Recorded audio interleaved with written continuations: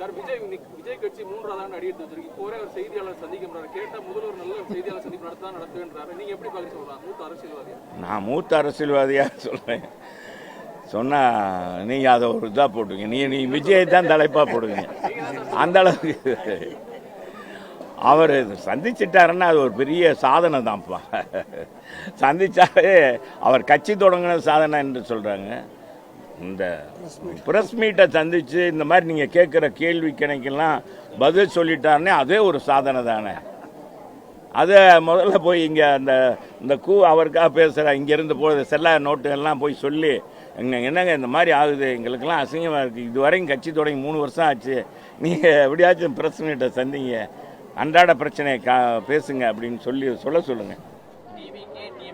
போட்டி எடப்பாடி பழனிசாமி அவர் எத்தனை தேர்தலில் போட்டிட்டாலும் தோல்வியை தான் கண்டுட்டு இருக்கிறாரு. செங்கோட்டை இப்போ கொஞ்ச நேரத்துக்கு முன்னாடி பேசிட்டு இருக்காரு. அவரெல்லாம் செல்லா காசுங்க. இப்போ அவர் செல்லா காசு, அவர் பேச்செல்லாம் நீங்கள் தான் பெருசாக எடுத்துக்கிறீங்க. செங்கோட்டையே எங்கிட்ட இருந்து போய் அவர் எங்கே யாருமே ஏற்றுக்கிறாதனால அங்கே போயிருக்காரு. ஒரு இவ்வளோ நாள் கழித்து போய் சேர்ந்துருக்காரு. அவரை பற்றி பேசுவது கேள்வி கேட்பதே எல்லாரும் மறந்த சூழ்நிலையில் உங்களை மாதிரி ஆளுங்க தான் கேட்டு அவரை திரும்பவும் அவர் பேரை சொல்கிறீங்க. எல்லாருமே மறந்துடாங்க. எங்கள் கட்சியிலேருந்து 1000 பேர் இருப்பாங்க. எங்கள் கட்சியில் எல்லாம் சாப்பிட்டு எல்லாமே இந்த கட்சியில் இருக்க கட்சிக்காரன் தொண்டனுடைய ரத்தத்தை வேர்வையாக சிந்திச்சு அவன் பதவியை பெறுவாங்க. அவன் சுகத்தை அனுபவிப்பாங்க. அவங்களுக்கெல்லாம் நாங்கள் பதில் சொல்லணும். அவங்க போனவங்களாம் மரியாதை கொடுக்கணுமா? விடுங்க சார், நீங்கள் அவங்கள பற்றி பேசாதீங்க. நான் சொல்கிற கேளுங்க, செங்கோட்டையன் பேச்செல்லாம் ஒரு இதுவே இல்லை. அது சும்மா போகிற போக்கில் ஏதாச்சும் பேசுறது. சொல்லுங்க.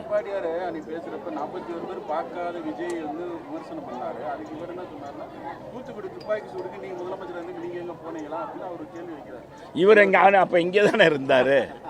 தூத்துக்குடி போது இங்கே இருந்தார்ல. அப்ப இவர் என்ன செஞ்சாரு? மாங்காய் பறிச்சுக்கிட்டு இருந்தாரா? சும்மா ஏதாச்சும் பேசுகிறாருன்னு அந்த ஏதாச்சும் பேசி இப்போ நீங்கள் கேள்வி கேட்குறீங்க.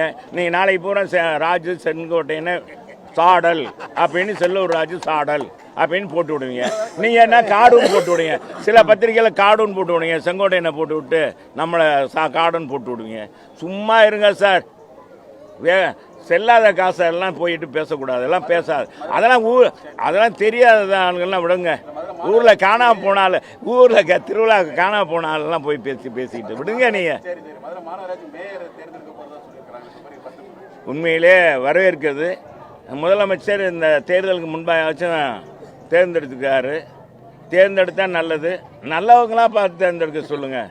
ஏன்னா 69 பேரும் பார்த்தீங்கன்னா ஒருத்தன் கூட யோக்கியமானவனாக காணாம். ஒருத்தனை கூட காணாம். இதுவரைக்கும் முதலமைச்சர் சல்லடையாக போட்டு தேடி இருக்காங்க. திமுகவில் சல்லடையாக சலித்து பார்த்து கூட இன்னும் எடுக்க முடியல. அதனால தான் இந்த இவ்வளோ நேரம் காலதாமதத்துக்கு காரணம். இந்த இல்லைன்னா 69 பேரில் இருக்கிறதுல இப்போ இவங்கன்னா 6, 2, 6, 7 பேர் தான். 7 பேர் எடுக்கக்கூடாதா? என்ன சொல்கிறீங்க? 7 பேரை திமுகவினால் தேர்ந்தெடுக்க முடியும்னால அந்த அளவுக்கு அந்த மாமன்றம் தேர்ந்தெடுக்கப்பட்டிருக்க திமுகவுடைய மாமன்ற உறுப்பினர் ஊழல்வாதிகளாக இருக்கிறாங்க, கரப்ஷனாக இருக்காங்க, மக்கள் மத்தியில் செல்வாக்கு இல்லாமல் இருக்காங்க. அவங்கள போட்டால் திரும்ப நமக்கு விமர்சனம் வந்துடுமோன்னு திமுக பயப்படுகிறது. ஆனால் தமிழ்நாட்டுடைய வளர்ச்சியை மீண்டும் படுகொலியில் தள்ளதுக்கான சதி திட்டத்தில் தான் அதிமுகவும் பாஜகவும் இப்போ முதல்வர் பேசிட்டு இருக்கிறாரு. சரி, முதலமைச்சர் காலத்தில் என்ன வளர்ச்சி திட்டம்? நாங்கள் அடிக்கு கொண்டே போகலாம். எங்கள் ஆட்சி காலத்தில் 17 மருத்துவக் கல்லூரி கொண்டு வந்தோம். எங்கள் அம்மா 4 மருத்துவக் கல்லூரி, எங்கள் அண்ணன் 11 மருத்துவக் கல்லூரி. ஒரு மருத்துவக் கல்லூரி இவங்க கொண்டு வந்தாங்களா? நம்ம முதலமைச்சர் பேசுகிறார். எத்தனை பாலங்கள் அமைத்திருக்கோம் எங்கள் அண்ணன் காலத்தில். எத்தனை கட்டடங்கள் கட்டப்பட்டிருக்கு. மதுரையிலே சாட்சி.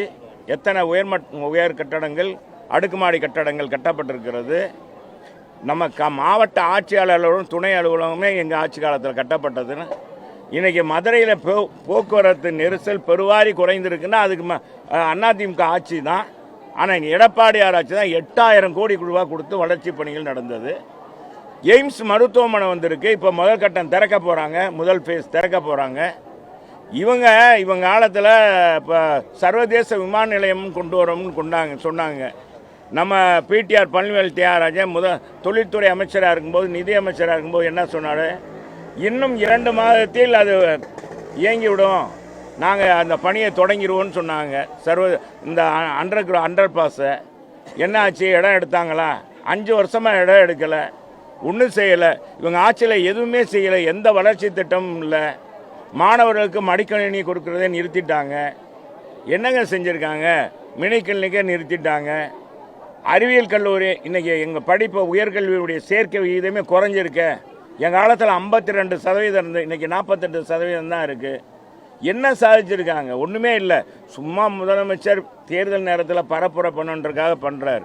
என்ன ஏதாவது அதிமுக தேசிய முன்னேற்றக்காக எடப்பாடியார் முதலமைச்சராக வரக்கூடாது, எடப்பாடியார் வரக்கூடாது, அதுக்கு ஏதாச்சும் சொல்லுவோமா? இங்கே மக்கள் தெளிவாக இருக்காங்க. 5 வருஷம் அனுபவிச்சுட்டாங்க. இந்த மாதிரி ஒரு போதை கலாச்சாரத்தை நாங்கள் பார்க்கவே இல்லை, வாழ்க்கையில் பார்க்கவே இல்லை அப்படின்னு முடிவெடுத்து ஏதோ ஒரு படத்தில் இது ஒரு பார்க்கவே இல்லை, சினிமா படத்தில் வசனம் மாதிரி இது மாதிரி ஒன்றுமே இல்லை அப்படின்னு ஆகிப்போச்சு. இந்த ஆட்சி ரொம்ப மோசம்ப்பா. 5 வயசு பாப்பாவிலேருந்து 85 வயசு பாட்டி வரைக்கும் எனக்கு என்ன ஆகப்படுதுன்னு நான் அதெல்லாம் சொல்ல விரும்பலை. அவ்வளோ மோசமாக இருக்குது. வேண்டாங்க. முதலமைச்சர் சும்மா தேர்தலுக்காக பரப்புரை பண்ணுறார். அதைத்தான் சொல்லிட்டு இல்லை, முதல்ல பதட்டத்தில் வந்துட்டார் முதலமைச்சர், பதட்டத்துக்கு வந்துட்டார், அதனால் ஏதாச்சும் சொல்லுவார். பிளே ஸ்டோர் மற்றும் ஆப் ஸ்டோரில் இருந்து பாலிமர் செயலியை QR கோடு மூலம் பதிவிறக்கம் செய்யுங்கள். செய்திகளை உடனுக்குடன் பெறுங்கள்.